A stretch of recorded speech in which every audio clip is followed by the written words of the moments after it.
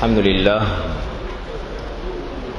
لله حمدا كثيرا طيبا مباركا فيه، وأشهد أن لا إله إلا الله وحده لا شريك له، وأشهد أن محمدا عبده ورسوله صلى الله عليه وعلى آله وصحبه وعلى من تبع هداهم إلى يوم الدين.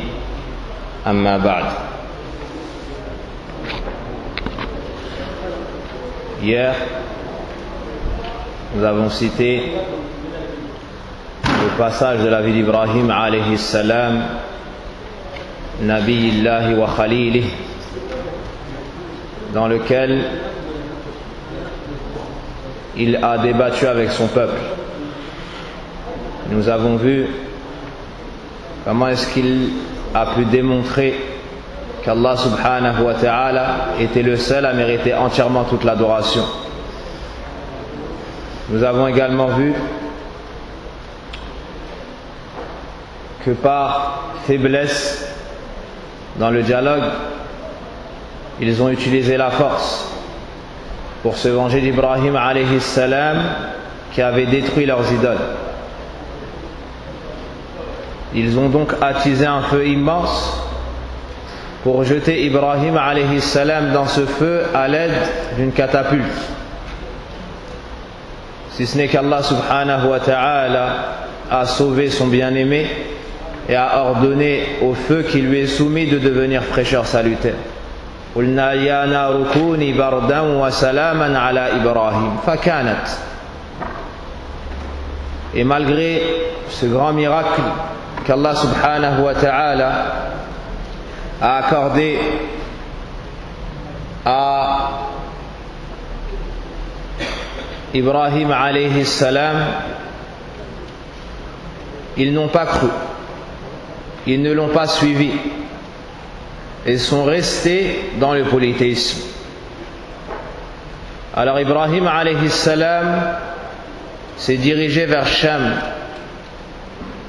وَنَجَّيْنَاهُ وَلُوطًا إِلَى الْأَرْضِ الَّتِي بَارَكْنَا فِيهَا.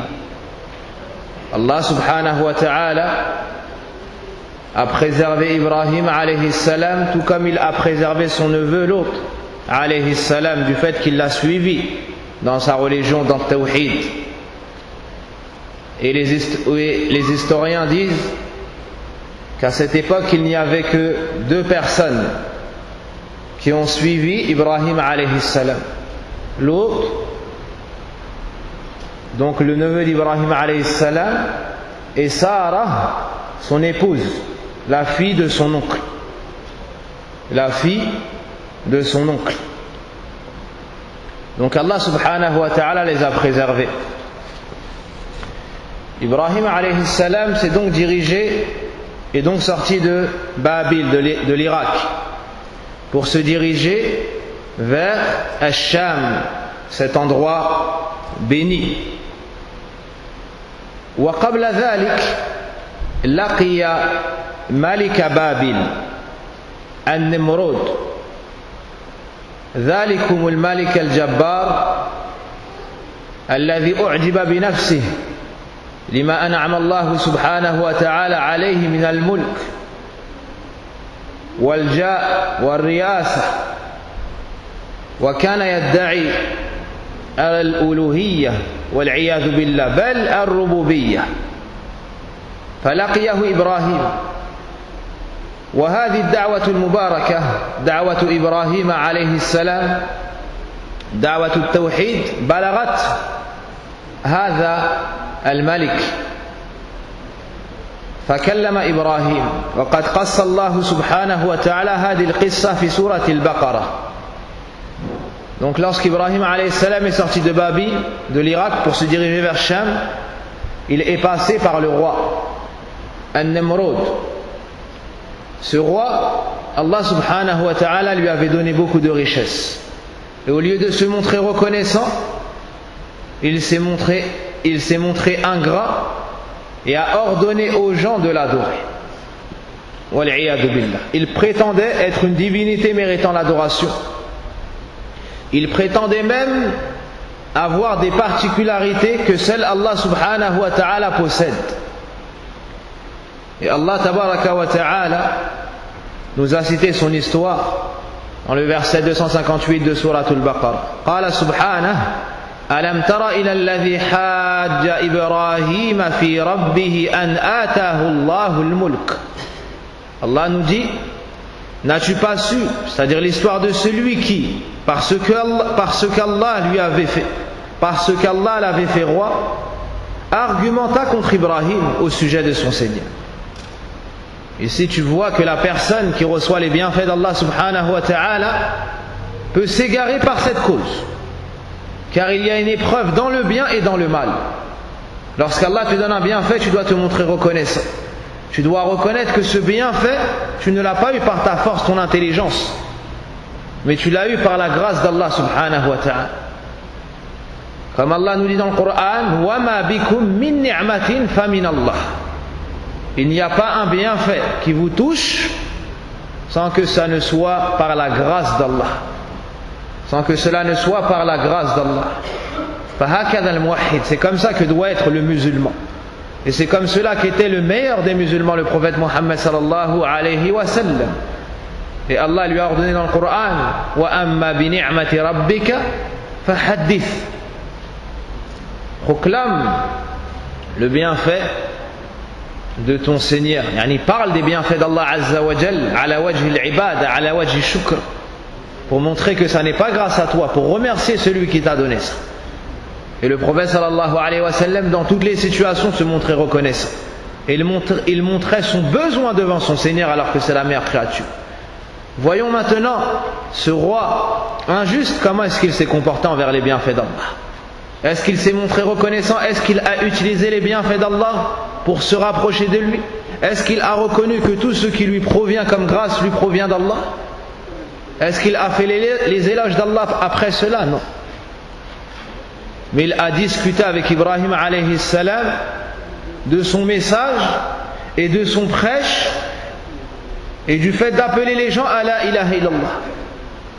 Il n'a pas accepté ce prêche.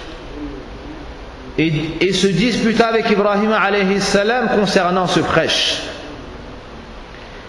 فهذا الملك جراه إلى الكبر وإلى كفر نعم الله عز وجل والتعالي. Donc ces richesses et cette place qu'Allah Azza wa Jal lui a accordée a poussé ce roi à s'enorgueillir et à dépasser les limites et à se montrer ingrat. Il a donc prétendu être une divinité. Il a donc prétendu avoir des propriétés du Seigneur des mondes, Allah subhanahu wa ta'ala. قال الله كلا إن الإنسان ليطغى أن رآه استغنى. Et c'est ce qui arrive à cette personne. Lorsque la personne a des richesses, tant qu'elle se voit dans le besoin d'Allah Azza wa Jal, il n'y a pas de problème. Mais lorsqu'elle pense pouvoir sortir de la seigneurie d'Allah et pense pouvoir s'en sortir tout seul sans les bienfaits d'Allah Azza wa Jal, alors elle va vers sa perdition.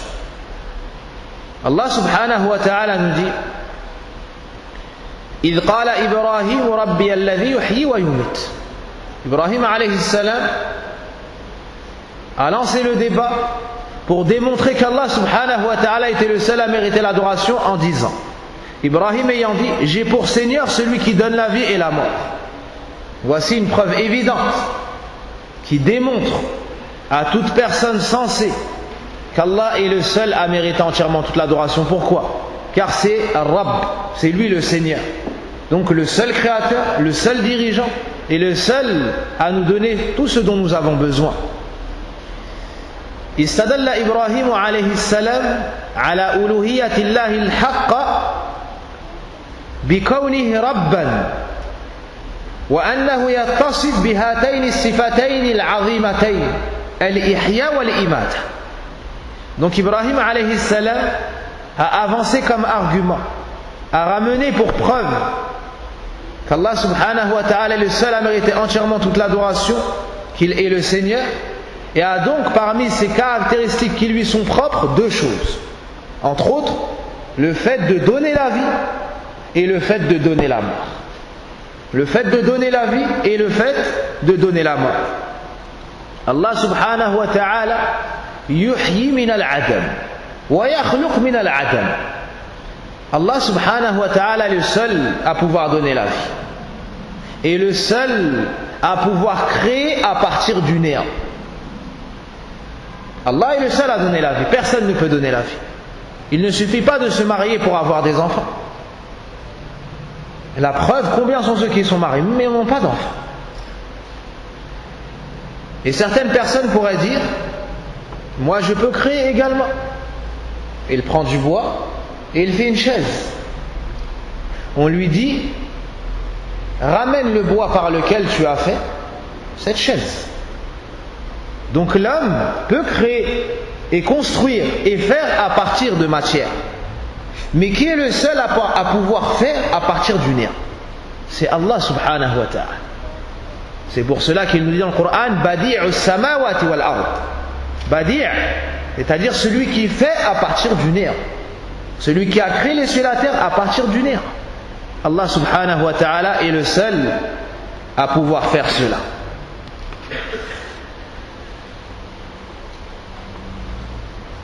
Ibrahim alayhi salam a voulu démontrer à ce roi qu'Allah subhanahu wa ta'ala était unique à diriger tout ce qui se passait dans les cieux et la terre, donc c'est le seul à mériter l'adoration. لكن خص الإحياء والإماتة لأنهما أعظم أنواع التدبير كما قال العلامة السعدي رحمه الله تعالى. Ibrahim a voulu démontrer à ce roi qu'Allah avait la particularité et que c'était le seul à pouvoir diriger l'univers. Mais il a spécifié ici deux caractéristiques et deux attributs d'Allah subhanahu wa ta'ala, le fait de pouvoir donner la vie et le fait de pouvoir donner la mort. Pourquoi? Car c'est un des plus grands c'est une des plus grandes formes de gérance. Le fait qu'Allah donne la vie en tel, reprend la vie en tel, donne la vie en tel, fait mourir en tel, ça c'est un signe évident qui nous montre qu'il est le seul à mériter entièrement toute l'adoration. Après cette preuve évidente, ce roi injuste a répondu, Qala ana uhyi wa umit. Il a répondu, moi aussi, je donne la vie et je donne la mort. Mukabara. Ça c'est une forme d'orgueil évidente. Tout le monde sait qu'il n'y a qu'Allah qui donne la vie et la mort. Et remarquez ici, وَلَمْ يَقُلْ أَنَا الَّذِي أُحْيِي وَأَنَا الَّذِي أُمِيتُ فَلَمْ يَدْعُ الاستقلال في هذا بل أنه يشارك الله في أفعاله هذه. Remarquez qu'il n'a pas dit je suis celui qui donne la vie, je suis celui qui donne la mort. Il n'a pas prétendu avoir ce pouvoir lui en dehors d'Allah. Vous comprenez cela? Mais il a plutôt prétendu pouvoir faire ce qu'Allah fait. Allah donne la vie, moi aussi je donne la vie. Allah certes il donne la vie, mais moi aussi j'ai ce pouvoir. Allah donne la mort, certes, mais moi aussi je donne la mort. Donc il a prétendu être un associé d'Allah, wal-'iyadhu billah. Certains parmi les exégètes du Coran, comme l'imam Qatada rahimahullah ta'ala, a expliqué cela en disant que ce roi avait prononcé la peine de mort sur deux personnes. Il a prononcé la peine de mort sur deux personnes.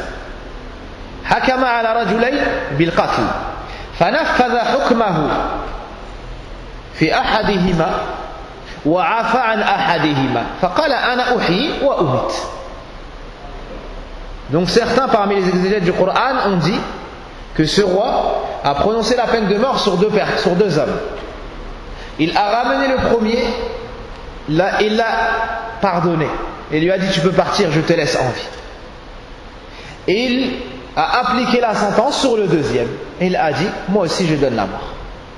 Donc il a laissé vivre le premier, il a appliqué la sentence sur le deuxième, puis a utilisé cela comme argumentation pour dire moi aussi je donne la vie et je donne la mort.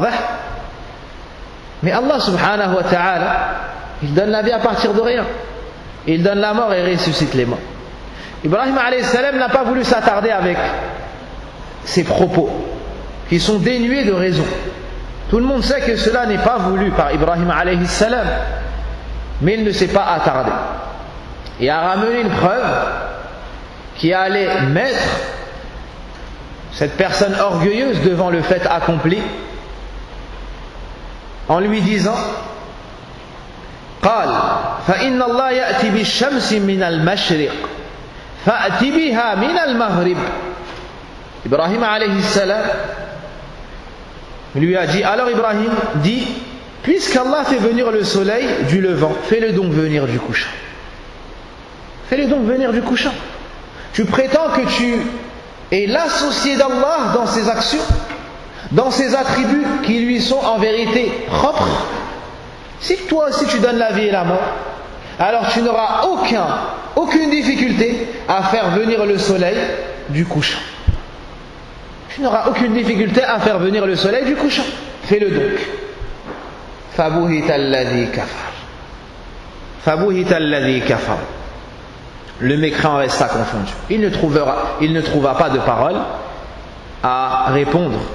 pour répondre à l'excellente argumentation et très intelligente discussion d'Ibrahim alayhi salam.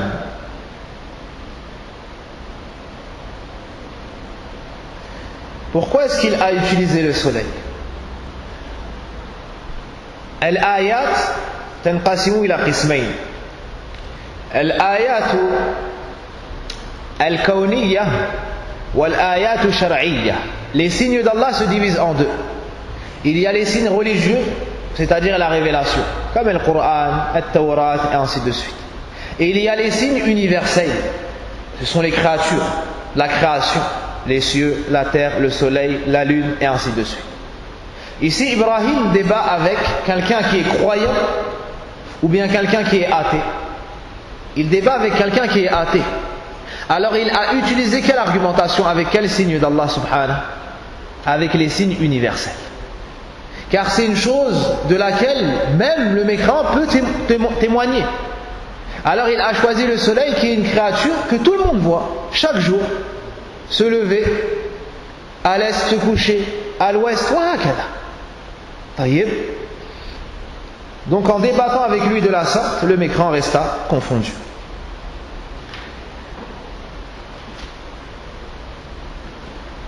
Il n'a donc pas trouvé de réponse.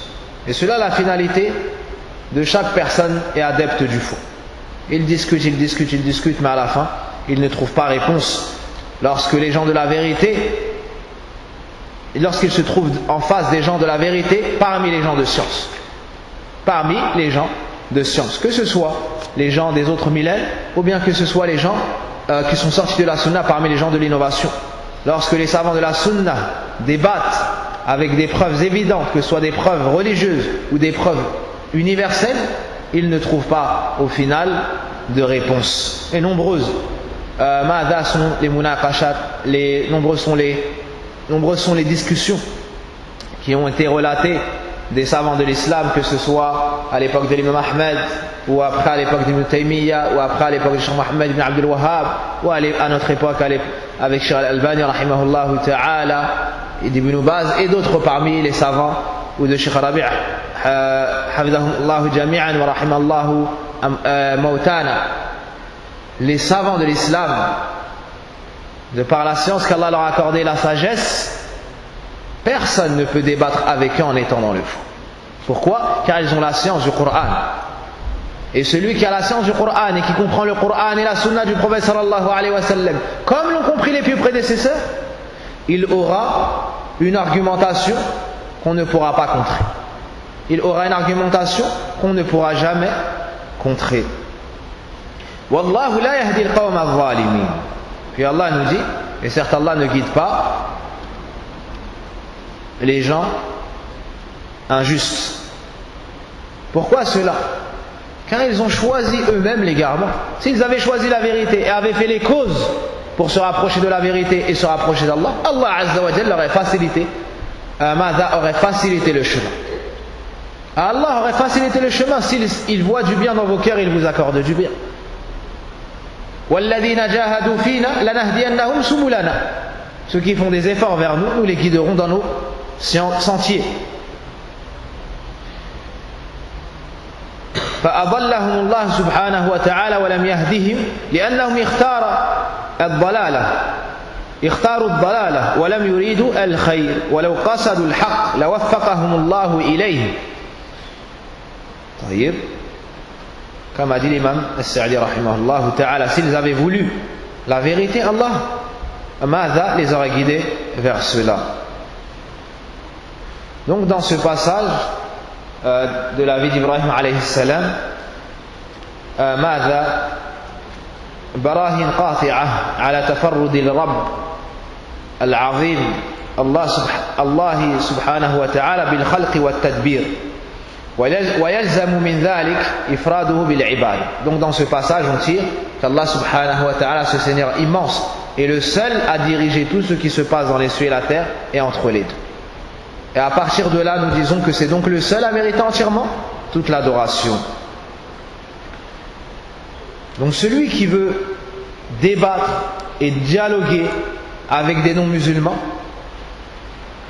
s'ils ne reconnaissent pas les signes religieux, il faut utiliser les signes universels. Il faut utiliser les signes universels. L'imam As-Sa'di rahimahullah ta'ala cite dans son tafsir, après avoir expliqué ce passage du Coran, une parole d'Ibn al-Qayyim rahimahullah ta'ala de son livre Miftah Dar al-Sa'ad. Il nous dit: في هذه المناظرة نكتة لطيفة جدا وهي أن الشرك العالم إنما هو مستند إلى عبادة الكواكب والقبور ثم صورت الأصنام على صورها فتضمن الدليلان اللذان استدل بهما إبراهيم إبطال ألوهية تلك جملة بأن الله وحده هو الذي يحيي ويميت ولا يصلح الحي الذي يموت للإلهية في حال حياته ولا بعد موته، فإن له ربا قادرا قاهرا متصرفا فيه إحياء وإماتة، ومن كان كذلك فكيف يكون إلها حتى يتخذ الصنم على صورته ويعبد من دونه، وكذلك الكواكب أظهرها وأكبرها للحسن هذه الشمس وهي مربوبة مدبرة مسخرة لا تسرف لها أو لا تتصرف لها بنفسها بوجه، بل ربها وخالقها سبحانه يأتي بها من مشرقها وتنقاد لأمره ومشيئته، فهي مربوبة مسخرة مدبرة لا إله يعبد من دون الله. L'imam As-Sa'di rahimahullah ta'ala donc nous rapporte la parole d'Ibn al-Qayyim rahimahullah ta'ala. Il nous dit en résumé ou en gros que dans cette discussion il y a une leçon très subtile à tirer. C'est que le polythéisme dans le monde revient à deux choses. Ce que les gens ont adoré se divise en deux. Ce qui est adoré dans les cieux, tout ce qui est les constellations, les étoiles, le soleil, la lune, et ce qui est sur la terre, les morts, parmi les saints. Donc soit les gens ont adoré ce qui se trouve dans les cieux, soit ils ont adoré ce qui se trouve sur la terre. Et en étudiant dans d'autres livres, bien plus en détail, Inch'Allah, on verra que même ce qui a été adoré dans les cieux a une base sur la terre. On ne rentrera pas maintenant dans le détail. Puis, ces saints qui sont morts ont été représentés. On en a fait des asnam, des choses représentées qu'on a adorées par la suite, comme l'ont fait par exemple le peuple de Nuh. Ils ont représenté des gens pieux sous forme de statues et d'idoles et ils les ont adorés. Comme par exemple ceux qui adorent le Bouddha et d'autres, ils le représentent avec leurs propres mains et ensuite les adorent. Wal-'iyadhu billah. Et Ibrahim alayhi salam ici, dans son argumentation, il y a la réfutation de ces deux groupes de polythéistes. Ceux qui ont adoré les choses dans les cieux et ceux qui ont adoré les choses sur la terre. Il a démontré, donc dans la première phrase, que le seul à donner la vie et donner la mort, c'est qui? C'est Allah. Et donc la chose qui est vivante, elle est vivante par Allah, elle ne mérite donc pas d'être adorée, ni de son vivant, ni après sa mort. Donc avec cette phrase, Rabbi, alladhi yuhyi wa yumit, il a démontré que ce qui est vivant et va mourir ne mérite pas l'adoration. Comme qui? Comme les saints qui sont morts. Et regardez dans les pays comme ils ont adoré ceux qui sont morts et les saints. Regardez dans les pays arabes, dans les pays d'Afrique noire, dans les pays d'Europe. Ils adorent les saints, ils adorent les tombeaux et construisent dessus pour les adorer en dehors d'Allah subhanahu wa ta'ala, comme le faisait Kuffar Quraysh. Wal-'iyadhu billah. Donc Ibn al-Qayyim nous montre ici, nous dit ici, l'être vivant ne mérite pas d'être adoré. L'être vivant qui va mourir, plutôt, ne mérite pas d'être adoré. Ni de son vivant, ni après sa mort. Pourquoi? Il nous dit ensuite, car il a un Seigneur, omnipotent, tout-puissant, qui le dirige. Qui dirige sa vie. Et parmi ceux-là, qui lui donne la vie et qui lui donne la mort. Et celui qui a ces propriétés-là, à qui on donne la vie, ensuite à qui on donne la mort, comment est-ce qu'il pourrait mériter d'être adoré? Ensuite on le représente. Comment est-ce qu'il pourrait mériter d'être adoré? Et c'est pareil pour ceux qui adorent les étoiles et la lune. Ici, Ibrahim alayhi salam, donc dans la deuxième partie de son argumentation, a démontré que la chose la plus grande, c'était quoi dans les cieux? C'est le soleil. D'accord? La chose parmi les constellations qui est la plus grande, c'est le soleil. La plus grande, la plus belle, c'est le soleil.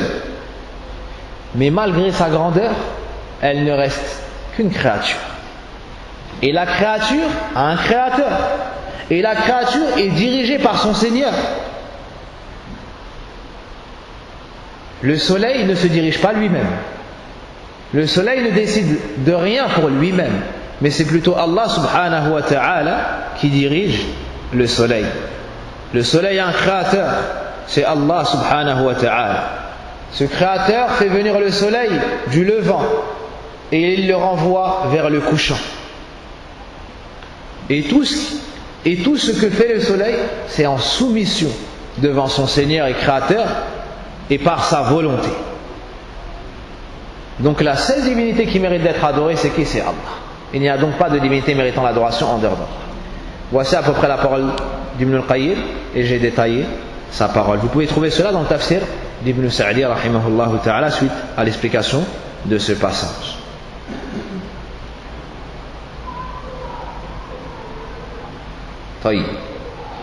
Un autre passage de la vie d'Ibrahim alayhi salam.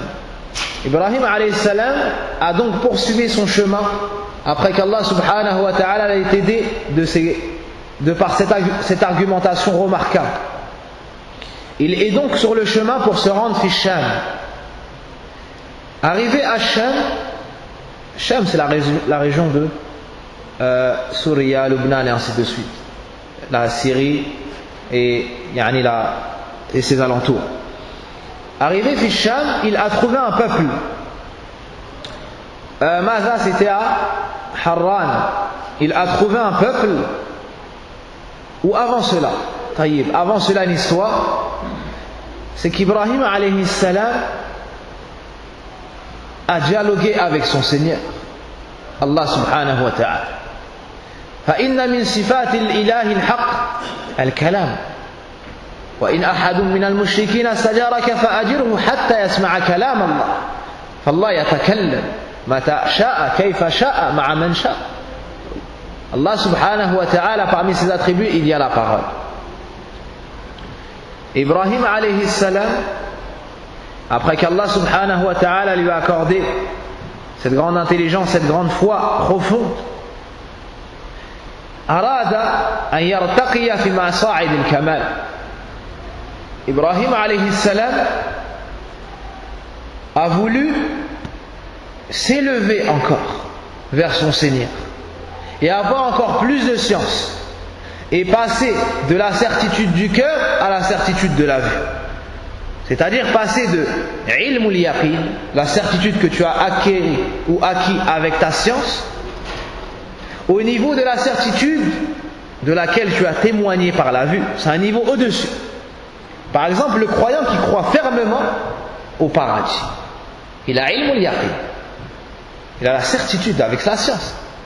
Mais celui qui par la suite bi'idhnillah rentre au paradis, il atteint aynul yaqin, il a la certitude, mais cette fois-ci avec son regard. Comme dans le verset, quel est le verset dans Juz Amma, kalla law ta'lamuna ilma al-yaqin la tarawunnaha ayna al-yaqin. طيب هكذا كلا لو تعلمون علم اليقين لترون الجحيم ثم لترونها عين اليقين. طيب Allah subhanahu wa ta'ala a marqué une différence entre la certitude que tu atteins avec la science et la certitude que tu atteins avec la vue. Donc Ibrahim alayhi salam avait la certitude de l'existence de son Seigneur, de son unicité dans la Seigneurie, et qu'il était le seul à mériter l'adoration. Mais il a voulu s'élever encore plus dans la science et passer de la certitude du cœur avec sa science à la certitude du regard avec la vue. Et Allah subhanahu wa ta'ala nous a cité cette discussion qu'il a eue avec son bien-aimé, son messager et prophète Ibrahim alayhi salam. قال الله وإذ قال إبراهيم رب أرني كيف تحيي الموتى. Allah dit dans le Coran, et quand Ibrahim dit à son Seigneur, montre-moi comment tu ressuscites les morts. Ibrahim alayhi salam, après avoir débattu avec Nimrod et lui avoir démontré qu'Allah est le seul à mériter l'adoration, du fait que c'est celui qui donne la vie et la mort, a demandé à Allah de l'élever encore plus et a dit à son Seigneur, montre-moi comment tu ressuscites les morts. Je crois en cela, mais je veux témoigner de cela avec ma propre vue. يخبر الله عن خليل إبراهيم أنه سأله أن يريه ببصره كيف يحيي الموت. L'imam al-Sa'di nous dit qu'Ibrahim alayhi salam dans ce verset, ou bien Allah azza wa jal nous informe dans ce verset qu'Ibrahim alayhi salam lui a demandé à son Seigneur de lui faire montrer comment est-ce qu'Allah ressuscite les morts. تيقن بذلك, il avait déjà la certitude de cela. لكن أحب يشاهده عيانا, mais il a voulu témoigner de cela avec sa propre vue. ليحصل له مرتبة عين اليقين, afin d'atteindre le niveau de la certitude avec la vue. قال إبراهيم لم يشك, طيب عفوا فإبراهيم لم يشك أبدا, طيب لم يشك قط, plutôt Ibrahim alayhi salam n'a jamais douté qu'Allah azza wa jalla allait ressusciter les morts, mais comme nous avons cité, il a voulu être élevé plus encore. La preuve qu'il n'a jamais douté, c'est le deux versets avant l'histoire avec Al-Nimrod. Ce passage, c'est le verset 260 de Surat Al-Baqarah. Et le verset 258, c'est l'histoire qu'on vient de citer avec le roi injuste Al-Nimrod. Et dans cette histoire, il a dit Rabbi alladhi yuhyi wa yumit. Mon Seigneur est celui qui donne la vie et donne la mort. Taïb. Aussi, le prophète sallallahu alayhi wa sallam nous dit, comme ça a été rapporté par l'imam Bukhari et l'imam Muslim,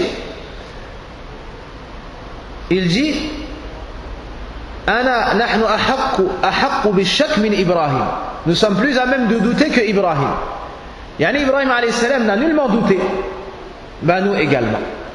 Ibrahim alayhi salam n'a nullement douté, nous également, notre communauté. طيب.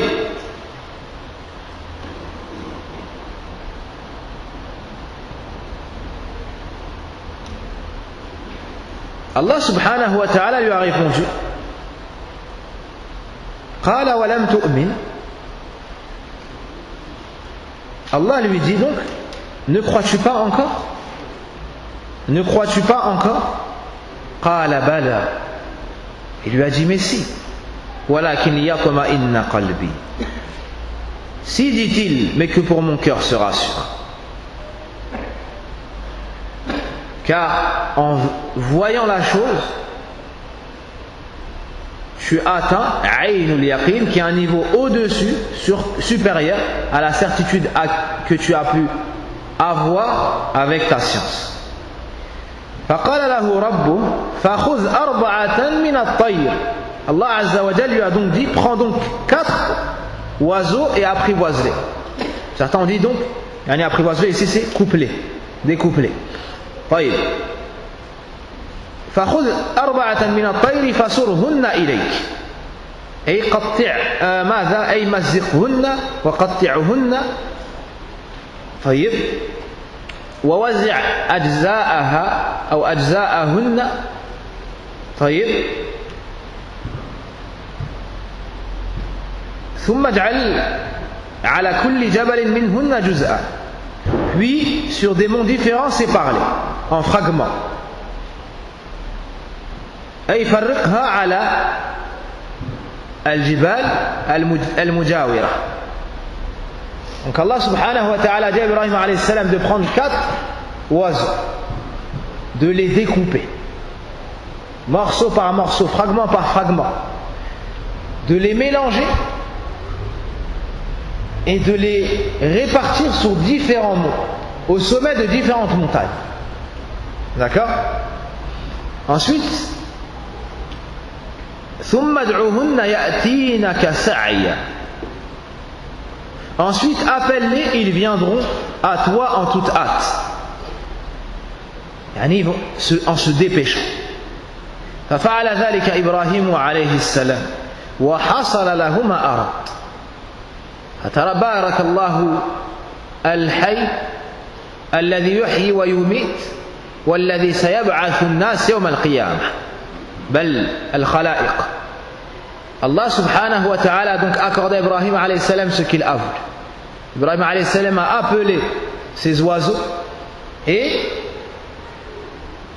chaque partie de ces oiseaux se sont dépêchés de revenir pour reformer 4, un seul oiseau, les 4 séparés. Le sang, la viande, la peau, les ailes, les plumes et ainsi de suite. Donc Ibrahim alayhi salam a témoigné de cela en direct. Si je peux m'exprimer ainsi.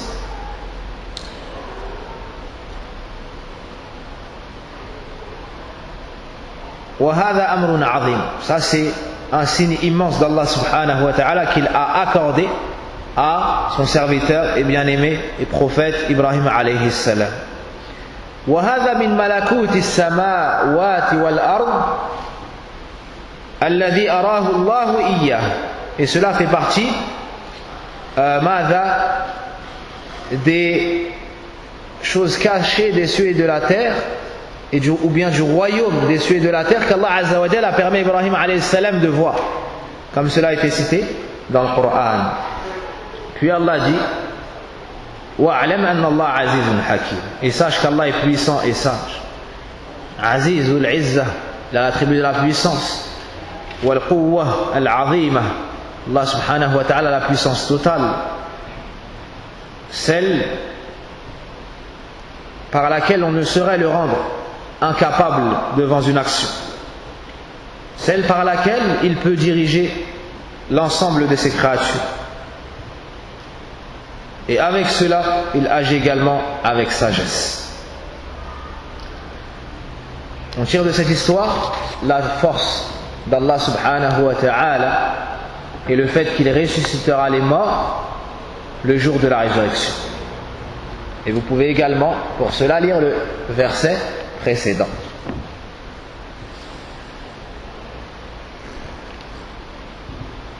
Une faïda de cette histoire, qui, si mes souvenirs sont bons, a été citée par le Cheikh Mohammed ibn Abdul Wahhab al-Wasabi طيب المعاصر حفظه الله تعالى اليمني. Dans cette histoire, Ibrahim alayhi salam a su une chose. Il a voulu une autre preuve. Afin d'avoir d'atteindre un niveau au-dessus et d'avoir la tranquillité totale du cœur. De cela, on s'étonne de voir certaines personnes, lorsqu'elles débattent avec toi, vouloir que tu acceptes leurs paroles, que tu acceptes leur avis, sans avoir la permission de demander une preuve, sans dialoguer. Alors que Ibrahim alayhi salam a demandé à Allah subhanahu wa ta'ala, Rabbul Alamin, le Seigneur des mondes, fais-moi montrer comment est-ce que tu ressuscites les morts. Ça, c'est le Seigneur des mondes.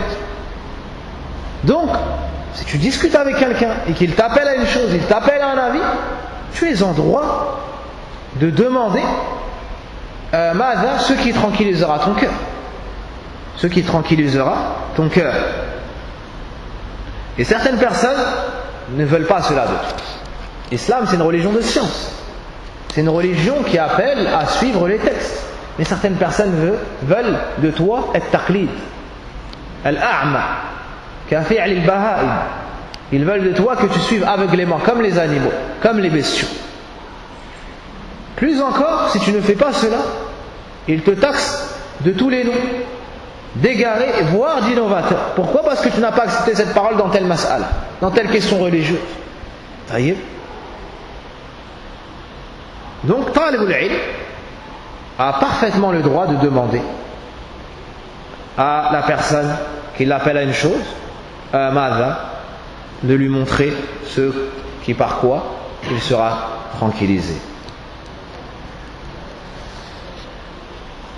ثم بعد ذلك وصل إبراهيم عليه السلام إلى الشام مع زوجته سارة وابن أخيه لوط.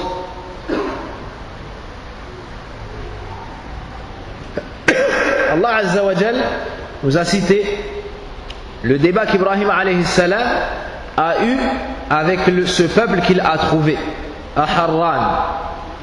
Dans la sourate Al-An'am, les bestiaux, à partir du verset 75 ou 76. فهؤلاء القوم من عباد الكواكب. Ce peuple faisait partie des adorateurs des étoiles, du soleil et ainsi de suite. On les appelle as-sabi'a. On les appelle as-sabi'a. Ibrahim alayhi salam nadarahum, il a débattu avec eux. Wa aqama alayhim al-hujja. Donc il a depuis le début là, ici Ibrahim alayhi salam a débattu avec qui? Il n'a laissé personne. Il veut appeler tout le monde au tawhid. Il veut que tout le monde soit sur la droiture, sur l'adoration d'Allah Azza wa Jalla uniquement. Il a débattu avec qui? Il a appelé à qui? Il a appelé qui? Allah Azza wa Jalla. Hein? En premier, son père. Ensuite, son peuple, de sa terre natale, de Babil. Son père, comment est-ce qu'il lui a répondu? Si tu n'arrêtes pas de m'appeler au tawhid, je te lapiderai, éloigne-toi de moi pour un long moment. Ensuite, il a appelé son peuple. Comment est-ce qu'ils lui ont répondu?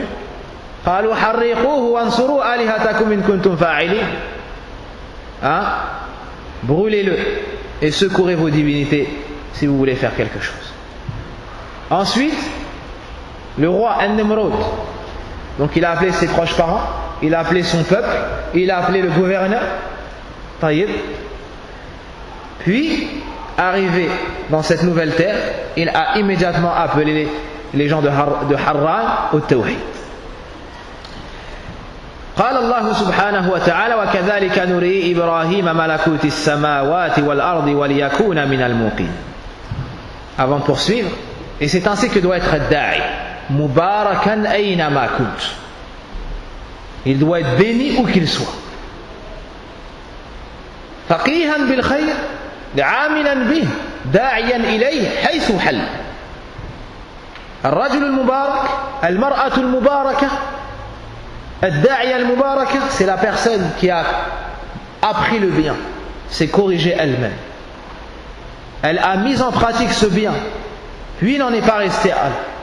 Mais elle a appelé toute personne qu'elle rencontrait au tawhid. Toute personne qu'elle rencontrait au bien, où qu'elle soit. Dans son pays, en voyage, en déplacement, où que tu sois, tu appelles les gens au bien. Et la tête du bien, c'est tawhidullah. Le bien par excellence, c'est l'islam, c'est la soumission à Allah Azza wa Jal, c'est son obéissance, c'est le fait de l'unifier d'un culte sincère. Et c'est ainsi qu'était Ibrahim alayhi salam. C'est ainsi qu'était Ibrahim alayhi salam. Rajulun mubarak. Wal barakatu min Allah. Ainsi nous avons montré à Ibrahim la royauté des cieux et de la terre afin qu'il soit de ceux qui croient fermement avec conviction. Istafahu Allah subhanahu wa ta'ala بالتوحيد والدعوة إليه وكشف له ملكوت السماوات والأرض لأن العلم يورث اليقين والعقيدة الصحيحة والعلم التام. Allah Azza wa Jal a élu Ibrahim alayhi salam en lui accordant التوحيد, l'unicité, en lui accordant la droiture, la bonne croyance. Puis il lui a permis de voir le royaume des cieux et de la terre. Il lui a montré des choses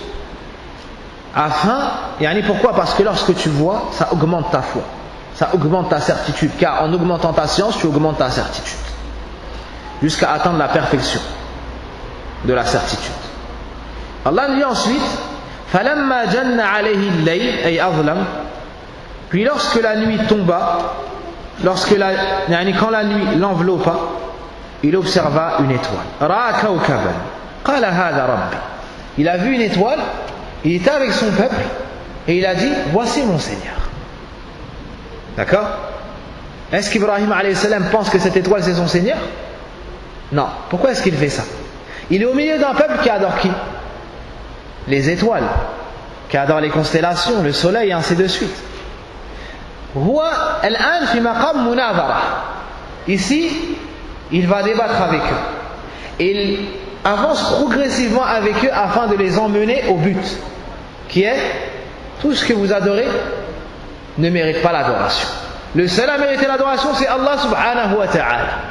Mais voyons ici comment Ibrahim alayhi salam les a emmenés progressivement, petit à petit, à atteindre ce but.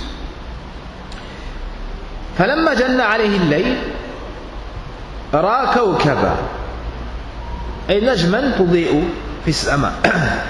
Ibrahim alayhi salam, lorsque la nuit tomba, il a aperçu une étoile dans le ciel qui brillait.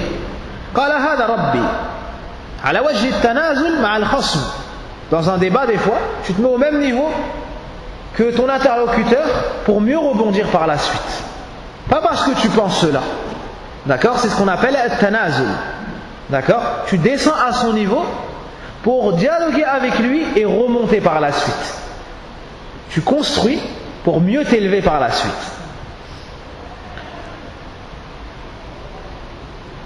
Par exemple, Ibrahim alayhi salam, lorsqu'il a débattu avec Nimrod, lorsqu'il lui a dit moi aussi je donne la vie et la mort, est-ce qu'il lui a dit non, tu donnes pas la vie, non, tu donnes pas la mort? Il est resté là, mais il a ramené autre chose de plus fort.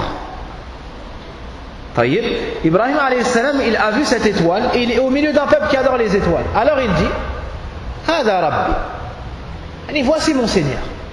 Mais maintenant venez mon peuple, méditons, regardons si réellement cette étoile mérite d'être adorée. Ça revient à ça en fait. ليقيم عليهم الحجة أي هذا ربي فهلما ننظر هل يستحق الربوبية. Voici mon Seigneur, venez avec moi cher peuple et regardons si cette étoile mérite en réalité la seigneurie, donc d'être adorée. فلما أفل أي غاب قال لا أحب الآفلين. Puis lorsqu'elle disparut, cette étoile, il dit je n'aime pas les choses qui disparaissent. Il appelle son peuple à méditer. Cette étoile que vous adorez, j'aurais bien voulu l'adorer avec vous, mais elle ne mérite pas d'être adorée. Pourquoi? Parce que la preuve, elle a disparu. Vu qu'elle a disparu, je ne peux pas adorer cette étoile avec vous. Pour les amener à méditer, les amener à réfléchir. فلما أفل أي غاب قال لا أحب الآفلين الذي يغيب ويختفي عن عبده كيف يعبد. C'est comme si Ibrahim alayhi salam avait dit, cette étoile, elle a disparu.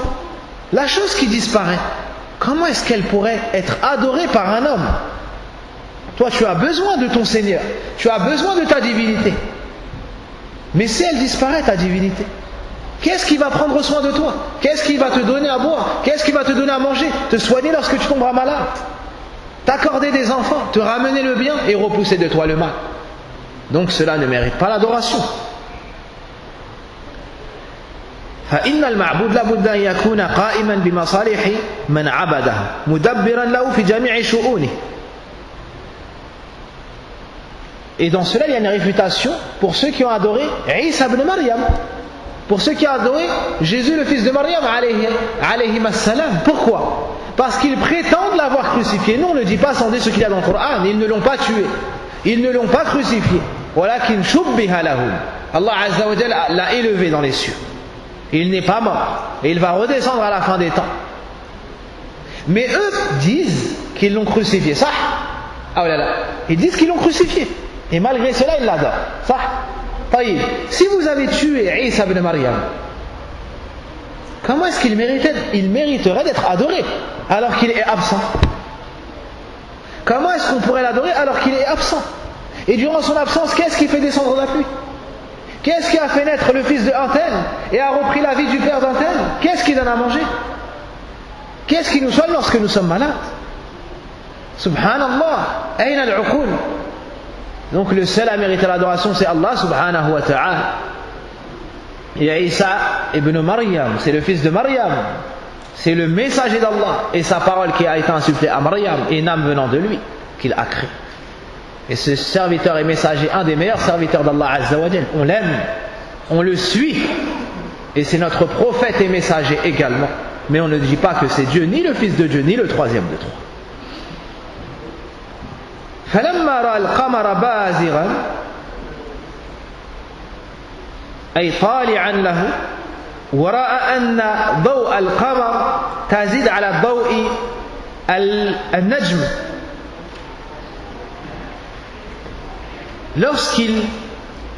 Ensuite, lorsqu'il observa la lune se levant, il dit, voilà mon Seigneur. Au début, il a parlé avec quoi? Une étoile. Puis, lorsque la lune est venue, la lune c'est plus grand et ça éclaire plus qu'une étoile. Donc si une des constellations mérite d'être adorée, ça ne sera pas l'étoile, mais plutôt la lune, car c'est plus grand que l'étoile et ça éclaire plus et c'est plus beau. Alors il a dit Hada Rabbi. La même chose que pour l'étoile. Voici mon Seigneur. Car c'est plus grand, ça éclaire mieux, c'est plus beau. Mais qu'est-ce qu'ils ont vu? Qu'est-ce qu'ils ont témoigné en même temps que lui? La lune a disparu par la suite. فلما أفل قال لئن لم يهدني طيب فلما أفل قال لا أحب الآفلين. Lorsqu'il a vu la lune disparaître, il a dit je n'aime pas les choses qui disparaissent. Venez avec moi et regardons si la lune mérite d'être adorée. Non, même la lune est partie. L'étoile ne méritait pas d'être adorée car elle a disparu. De la même façon, la lune ne mérite pas d'être adorée.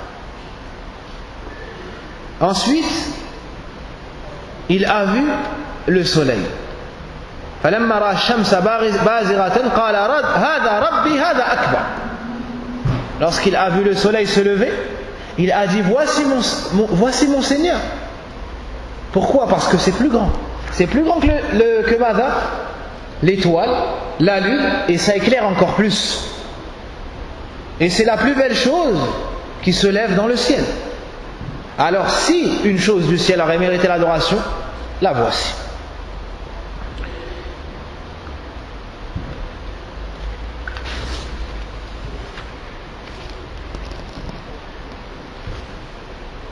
Donc,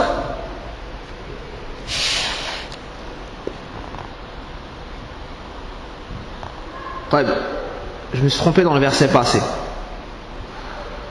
Dans le verset passé, فَلَمَّا رَأَى الْقَمَرَ بَازِغًا قَالَ هَذَا رَبِّي فَلَمَّا أَفَلَ قَالَ لَئِن لَّمْ يَهْدِنِي رَبِّي لَأَكُونَنَّ مِنَ الْقَوْمِ الضَّالِّينَ. Mafhoum? Donc, lorsqu'ensuite il observa la lune se levant, il dit voilà mon Seigneur. Puis lorsqu'elle disparut, il dit si mon Seigneur ne me guide pas, je serai certes du nombre des gens égarés. Donc lorsque la lune a disparu,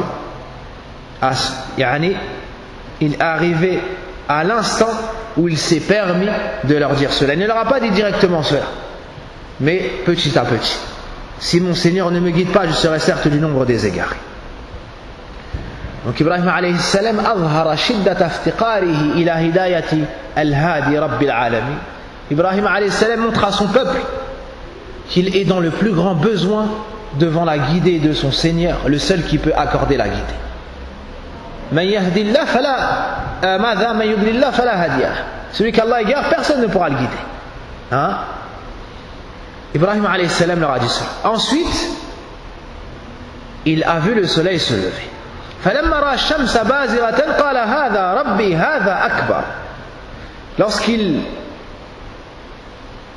observa le soleil levant, il dit voici mon Seigneur, celui-ci est plus grand. C'est-à-dire que l'étoile et la lune.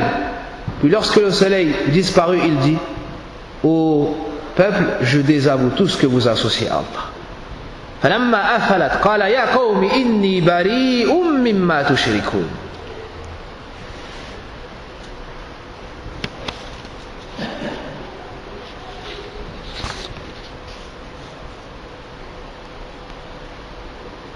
Ibrahim alayhi salam, après avoir vu cette grande créature d'Allah subhanahu wa ta'ala se levant dans les cieux, dans le ciel, cette chose qui était adorée par ce peuple, il leur a démontré que même la plus grande chose se levant dans le ciel ne mérite pas d'être adorée car elle disparaît.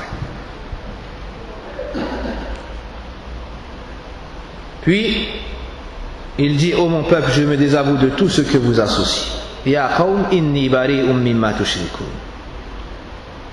L'annahu zahirul butlan. Pourquoi je me désavoue de ce que vous associez? Car ce sont des choses qui disparaissent, ce sont des créatures qui viennent, qui partent. La chose qui se déplace, la chose qui vient, qui part, à un créateur, à un gérant.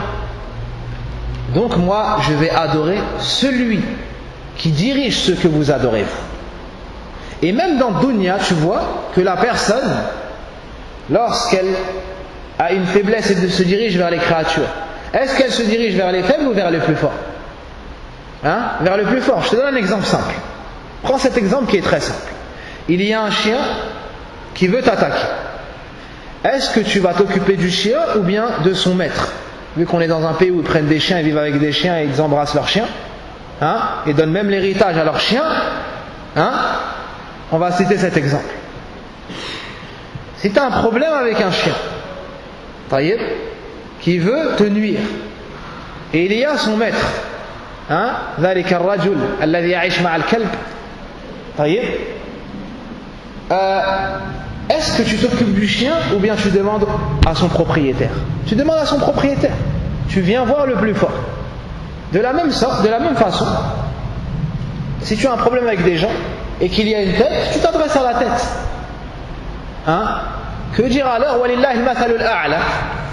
Comment est-ce que tu pourrais te diriger vers des choses qui sont elles-mêmes dirigées, soumises au décret d'Allah subhanahu wa ta'ala et sa toute-puissance? On ne se dirige que vers le tout-puissant, celui qui dirige tout, celui qui décide de tout, Allah subhanahu wa ta'ala.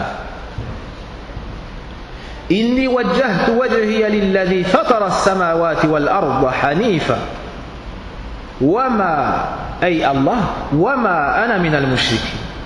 Je tourne mon visage exclusivement vers celui qui a créé les cieux et la terre, et je ne suis point du nombre des associateurs.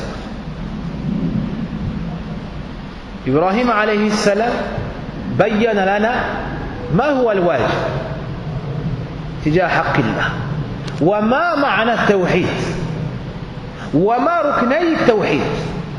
Bada'a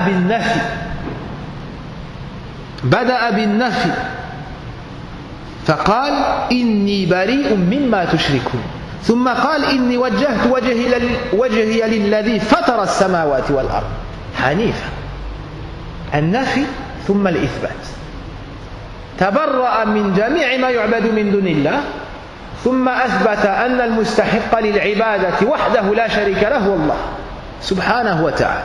Ibrahim alayhi salam nous explique ici le tawhid et qu'il repose sur deux piliers, la négation et l'affirmation. Il dit ici, je me désavoue de tout ce que vous associez. Ça c'est la négation. La ilaha nafsu istihqaq al-ibada wal-uluhiyya an kulli ma siwa Allah. Tu te déavoues de tout ce qui est adoré en dehors d'Allah Azza wa Jal et tu dis qu'il n'y a rien méritant l'adoration en dehors d'Allah.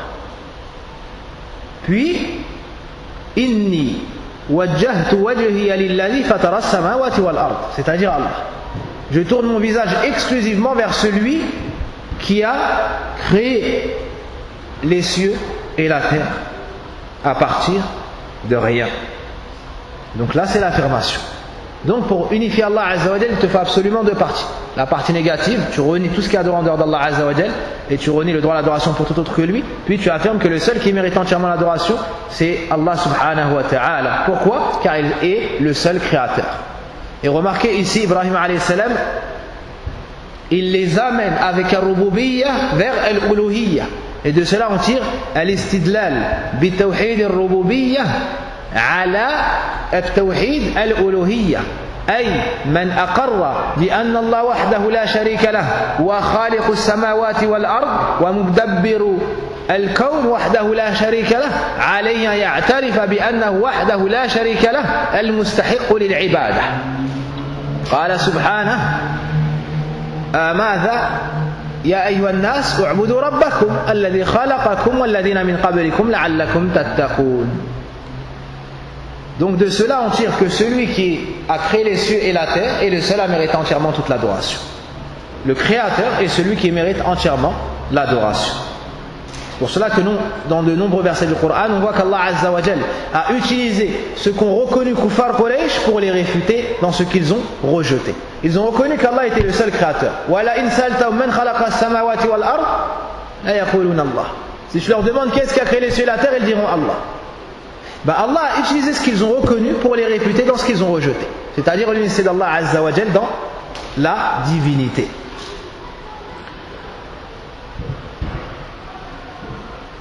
إذن أقام عليهم الحجة وبين لهم أن هذه الكواكب مهما كبرت وأضاءت لا تستحق شيئا من العبادة. Ibrahim alayhi salam leur a donc démontré de la meilleure manière qu'aucune de ces constellations méritait d'être adorée, aussi grande soit-elle et quelle que soit sa manière d'éclairer, quelle que soit sa luminosité. Une grande remarque ici, la yadhunnana dhann ou la yadhunnana dhannun anna Ibrahim alayhi salam shakka ou bahatha an rabbi. Attention, que personne ne pense qu'Ibrahim alayhi salam est en train de chercher son Seigneur et qu'il avait un doute sur qui était son Seigneur. Non. Mais ici, il est dans un débat et il a utilisé cette argumentation pour tirer un peuple croyant en la divinité ou la divinisation des étoiles et des constellations de la lune et du soleil, pour les réfuter et les amener à reconnaître qu'Allah était le seul à mériter l'adoration. Comprenez bien cela. Ibrahim alayhi salam n'a jamais douté de la seigneurie d'Allah Azza wa Jal. Mais il est dans un débat. Donc il s'est mis au niveau de son peuple pour les réfuter de l'intérieur et les amener à s'élever de la bassesse du polythéisme vers l'élévation du tawhid. Vers l'élévation du tawhid. Et ça, c'est le prêche de tous les prophètes et des messagers. Ils appellent leur peuple à sortir de la bassesse du polythéisme vers l'élévation et les hauts sommets du tawhid. Et écoutez cette faïda, cette latifa.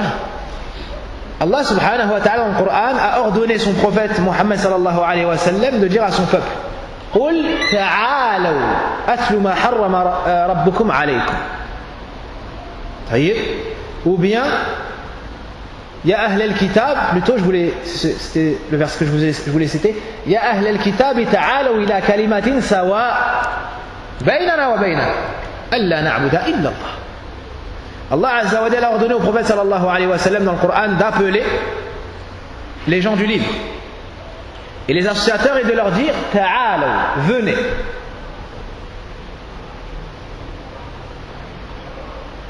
Mada a une parole, venez afin qu'on se mette d'accord sur une parole. On sera tous égaux devant celle-ci.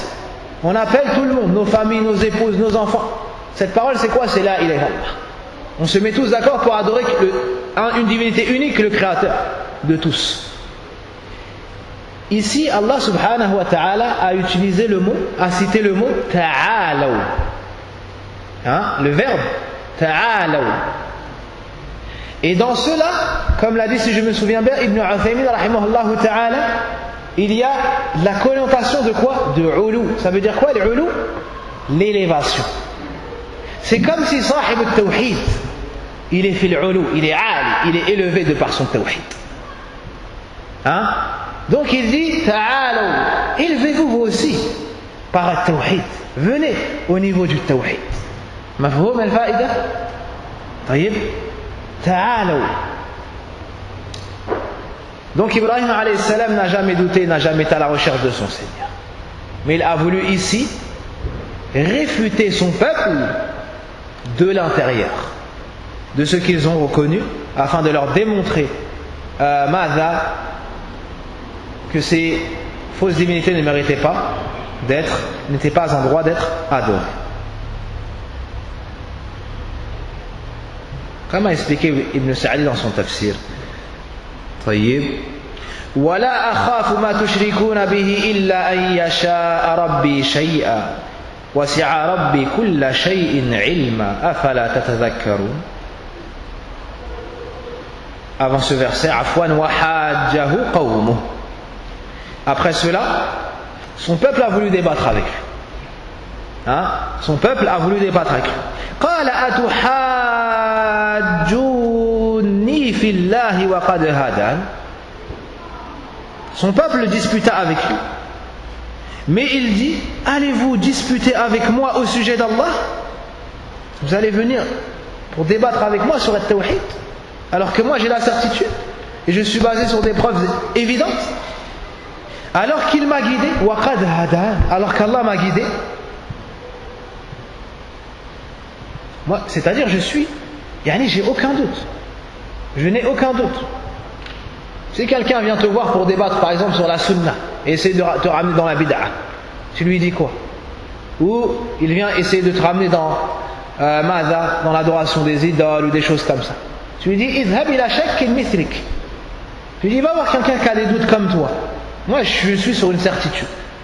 À l'image de l'homme qui est venu voir l'imam Malik, rahimahullah ta'ala, il lui a dit: Ya imam, ta'al unaqishuk. Ta'al unaqishuk. Ta'al unaqishuk. Viens afin qu'on débatte. Il a dit à l'imam Malik, rahimahullah ta'ala. Des fois, certaines personnes ont un culottel et sont tellement égarées qu'elles viennent voir les grands imams de l'islam pour leur dire une parole avec autant de manque de respect. Ta'al unaqishuk. Unadiruk. On fait un débat. D'accord? Pour voir où est la vérité. L'imam Malik lui a dit: je veux bien. Il lui a dit: si je te bats. L'homme lui a dit: taba'tuk. Il lui a dit: si tu me bats, je te suis dans ta voie. L'imam Malik lui a dit: d'accord. Wa in ghalabtani. Et si toi tu me bats? Il lui a dit: taba'tani. Alors tu me suivras. L'imam Malik a dit: ah d'accord. Fa in ja'a thalith wa ghalabana. Il lui a dit: si un troisième vient et il nous bat nous deux. L'homme lui a dit: taba'na. Il lui a dit: alors on le suivra. L'imam Malik, il lui a dit: ah d'accord. Il lui a dit: alors notre religion, elle peut se déplacer comme ça de droite à gauche. Il lui a dit: va-t'en, moi je suis sur une certitude. Va voir quelqu'un qui a des doutes dans sa religion comme toi. Hein? Va voir quelqu'un qui a des doutes dans ta religion comme toi, moi je suis sur la certitude. هكذا صاحب السنة يثبت على الحق، يثبت على ما علم من الحق، يثبت على كتاب الله، يثبت على سنة رسول الله، يثبت على نهج الصحابة والتابعين وأتباعهم، لا يتزعزع، لا تزعزعه شبه، لا تزعزعه شبه. وإن ابتلي بصاحب بدعة لا يضيع وقته معه، بل يرجع إلى أهل العلم إن دعت الحاجة إلى ذلك، لا يتكلم معه فتقع الشبهة في قلبه ولا يتمكن من إخراجها. فمن مذهب أهل السنة والجماعة عدم الجلوس لأهل البدع والسماع لأقوالهم السافلة. طيب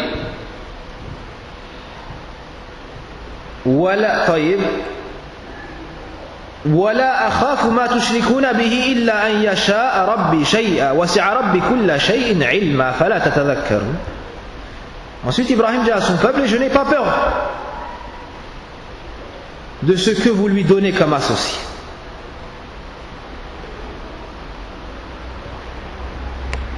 Je n'ai pas peur des associés que vous lui donnez. Je ne crains que ce que veut mon Seigneur. Mon Seigneur embrasse tout de sa science. Ne vous rappelez-vous donc pas?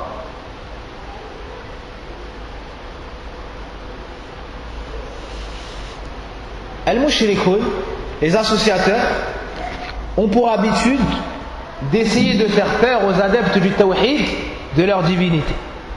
Comme ils l'ont fait avec Nuh, avec Hud, avec Saleh, et ainsi de suite. Ils essayent d'utiliser leur fausse divinité pour faire peur aux adeptes du tawhid. Mais par définition, sahib al-tawhid, la yakhaf illa min Allah. Sahib al-tawhid n'a peur que d'Allah subhanahu wa ta'ala. وكيف أخاف ما أشركتم.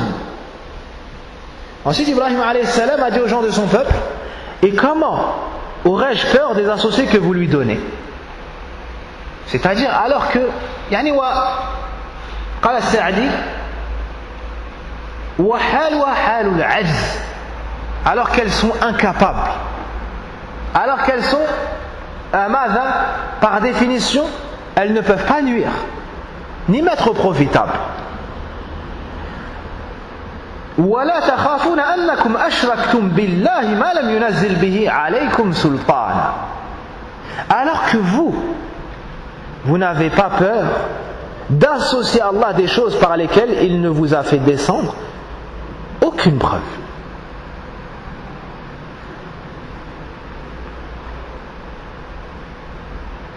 Mais vous les adorez qu'en suivant vos passions. C'est-à-dire, vous les adorez qu'en suivant vos passions.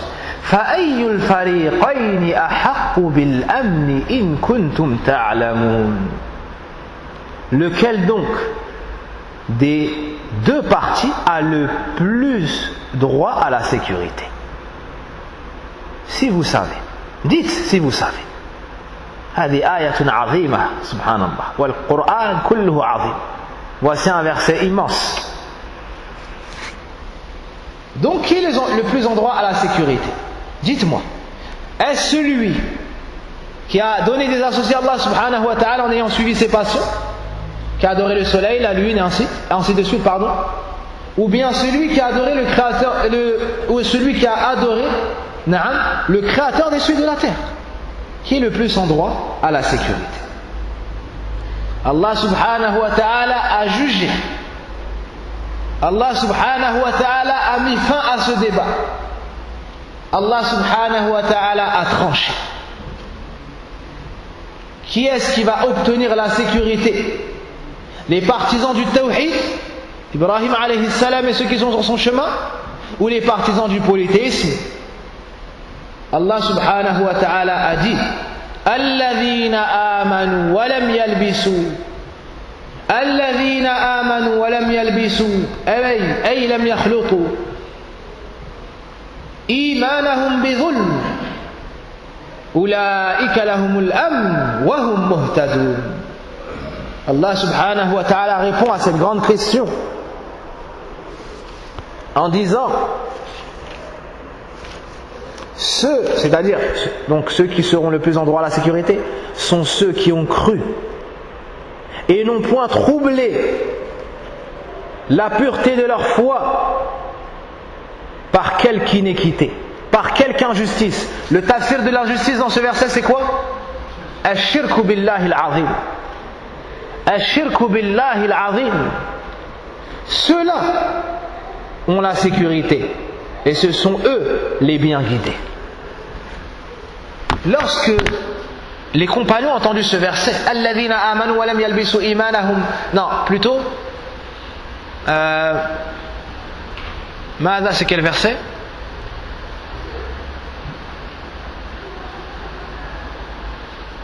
Il y a un verset où il y a le mot al-zulm, ou peut-être celui-là, j'ai oublié, subhanallah, ma sahdir, al-qissa, shaqqat ala as-sahaba. Lorsque les compagnons ont entendu que il faut s'éloigner de toute injustice, ils ont dit wa ayyuna lam yadhlim nafsa, et qui d'entre nous ne s'est jamais causé du tort à soi-même. Ils ont compris mutlaq al-zulm, le zulm de manière absolue, c'est-à-dire même l'injustice contre nous-mêmes, c'est-à-dire les péchés. Donc qui est infaillible? Le prophète sallam a dit, cela n'est pas le sens du verset. Al-zulm huwa shirk. Alam tasma'u ila qawli al-'abd salih Luqman ya bunayya la tushrik billah inna shirka la zulmun 'azim. Le prophète sallam a fait le tafsir en expliquant que le zulm, c'est le zulm qui a été voulu par Luqman dans le verset. Certes, l'injustice est une énorme certes, le polythéisme est une énorme injustice. Donc le zulm dans ce verset c'est quoi? C'est ash-shirk. Donc ceux qui ont cru en Allah, l'ont adoré sans avoir troublé leur foi par le polythéisme, voici ceux qui auront la sécurité. Wa hum muhtadun, et la guidée. Et sachez, chers frères, waffaqakumullah wa iyyan, que cette sécurité et cette guidée est proportionnelle à la perfection de ta foi et à la concrétisation de ton tawhid. Plus tu concrétises l'unité d'Allah subhanahu wa ta'ala en adorant sans rien lui associer, plus Allah azza wa jal t'accorde de la sécurité dans ce bas monde et l'au-delà, et de la guider dans ce bas monde et l'au-delà, comme on l'étudiera insha'Allah ta'ala dans le livre, le grand livre Kitab al-Tawhid alladhi wa haqqullahi ala al-abid de Cheikh Mohammed ibn Abdul Wahhab, le meilleur livre qu'il ait écrit, rahimahullah ta'ala. Donc si tu unifies Allah azza wa jal sans commettre une quelconque forme de polythéisme, et tu t'éloignes des grands péchés et tu ne restes pas dans les petits péchés, تبتعد من الشرك كبيره وصغيره وتبتعد عن الكبائر ولم تسر على الصغائر فلك الأمن التام والهداية التامة في الدنيا والآخرة، في الدنيا والقبر والقيامة. وتتوج هذا الأمن والهداية بالهداية للجنة، جنة رب العالمين. Si tu t'éloignes du polythéisme, le grand, le petit, tu t'éloignes des grands péchés et tu ne restes pas constamment dans le petit péché, sache qu'Allah subhanahu wa ta'ala t'accorde la sécurité totale et la guidée totale dans ce bas monde, dans ta tombe, sur as-sirat, et on te comble yom al-qiyamah avec la guidée au paradis. Au paradis, tu rentres fil jannah, wa hakadha, tu as la sécurité totale et la guidée totale. Par contre, si tu t'éloignes du grand polythéisme et tu tombes dans des péchés, alors proportionnellement à ces péchés, tu vas perdre de la guidée et de la sécurité, au point où la personne pourra recevoir un châtiment yom al-qiyamah, puis sortir de l'enfer et rentrer au paradis. Est-ce que la question est comprise? Ça c'est muhim jiddan, c'est très important. La sécurité totale avec le tawhid complet. et mutlaq al-amn wal-hidayah si tu as des manquements dans cela. طيب ماذا on finit sur cela. À la fin il dit ne réfléchis ماذا ولم يلبسوا إيمانهم بظلم أولئك لهم الأمن وهم مهتدون. قال الله وتلك حجتنا آتيناها إبراهيم على قومه نرفع درجات من نشاء إن ربك حكيم عليم.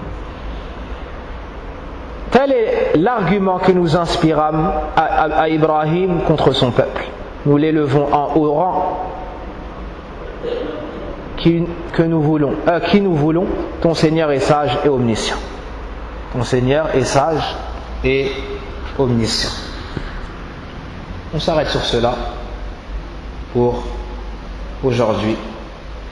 Wa mafhumul ayah, et on tire du verset passé également que celui qui a associé à Allah subhanahu wa ta'ala ashirkul akbar la amna lah wa la hidayata lah.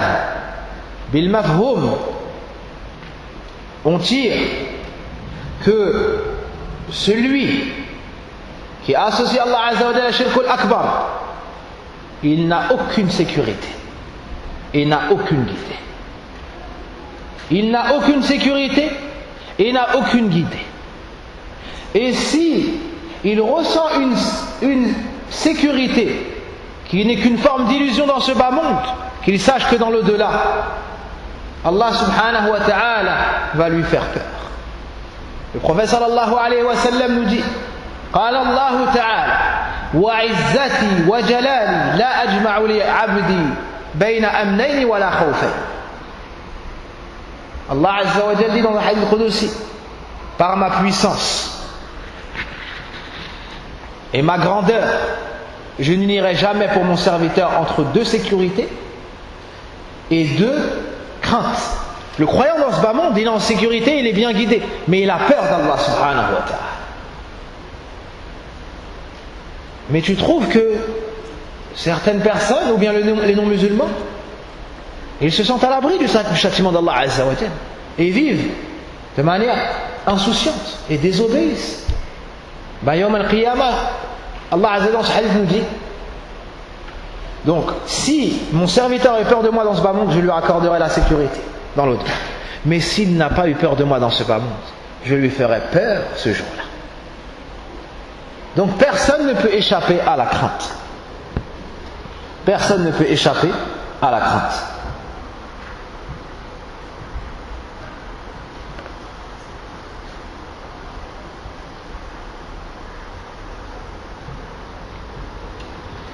Et après cela, Allah subhanahu wa ta'ala a une fois élevé Ibrahim alayhi salam en degré. Nas'al Allah subhanahu wa ta'ala an yuwaffiqana ila kulli khayr wa yu'allimana ma jahilna wa yahdiyana ila sawa'i as-sabil. Allahumma ya hayyu ya qayyum bi rahmatika nastaghith aslih sha'nana kullahu wa la takilna ila anfusina tarfata 'ayn. Allahumma inna nas'aluka ath-thabat 'ala ar-rushd wal 'azimah اللهم إنا نسألك الثبات على الأمر والعزيمة على الرشد. اللهم يا حي يا قيوم فقهنا في دينك. اللهم يا حي يا قيوم فقهنا في دينك. اللهم يا حي يا قيوم فقهنا في دينك. وصل اللهم وبارك على نبينا محمد وعلى آله وصحبه وسلم. سبحانك اللهم وبحمدك أشهد أن لا إله إلا أنت أستغفرك وأتوب إليك والحمد لله رب العالمين.